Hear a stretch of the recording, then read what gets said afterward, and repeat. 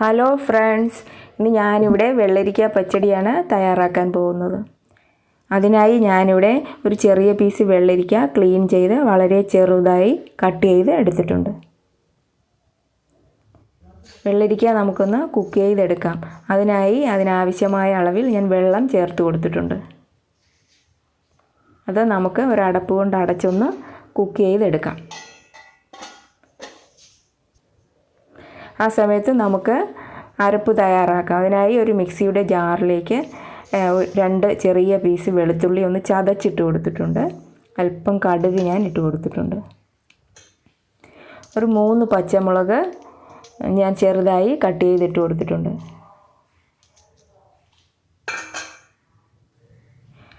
അരക്കപ്പ് തേങ്ങ ഞാൻ ആഡ് ചെയ്ത് കൊടുത്തിട്ടുണ്ട്. ഒരു 1/4 ടീസ്പൂൺ ജീരകപ്പൊടി കൂടെ നമുക്ക് ആഡ് ചെയ്ത് കൊടുക്കാം. ഇത് നല്ല ഫൈനായിട്ട് അരച്ചെടുക്കാം മിക്സിയിൽ. ഇവിടെ ഞാൻ നല്ല ഫൈനായിട്ട് അരച്ചെടുത്തിട്ടുണ്ട്. വെള്ളരിക്ക ഇവിടെ കുക്കായിട്ടുണ്ട്. അതിലേക്ക് അല്പം ഉപ്പ് നമുക്ക് ആഡ് ചെയ്ത് കൊടുക്കാം. നല്ലതുപോലെ ഇളക്കി യോജിപ്പിച്ച് കുക്ക് ചെയ്തെടുക്കാം. ഇതിലേക്ക് മിക്സിയിൽ ഗ്രൈൻഡ് ചെയ്ത് വെച്ച അരപ്പ് നമുക്ക് ആഡ് ചെയ്ത് കൊടുക്കാം. അരപ്പ് ഒന്ന് കുക്കായി കിട്ടാനുണ്ട്.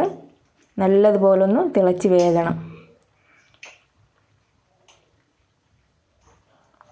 ആവശ്യമായ അളവിൽ ഉപ്പ് നോക്കിയ ശേഷം ആഡ് ചെയ്ത് കൊടുക്കാവുന്നതാണ്.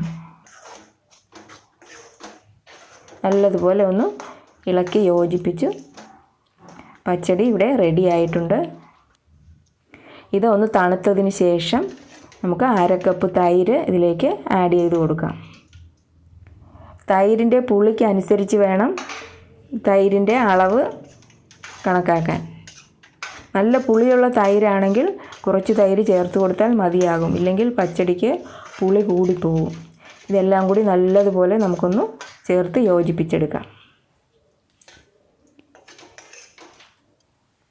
നമുക്കൊന്ന് കടുക് വറുത്ത് ചേർക്കാം. അതിനായി ഒരു പാനിലേക്ക് അല്പം ഓയിൽ ഒഴിച്ചു കൊടുത്തിട്ടുണ്ട്.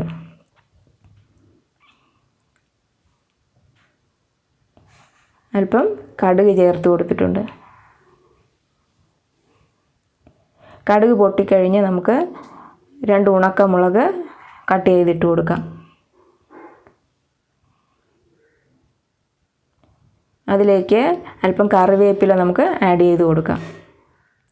ഇത് കടുക് വറുത്തതെല്ലാം കൂടി പച്ചടിയിലേക്കിട്ട് ഞാൻ യോജിപ്പിച്ച് കൊടുത്തിട്ടുണ്ട്. ഇവിടെ പച്ചടി റെഡി ആയിട്ടുണ്ട്. വളരെ സ്വാദിഷ്ടമാണ്.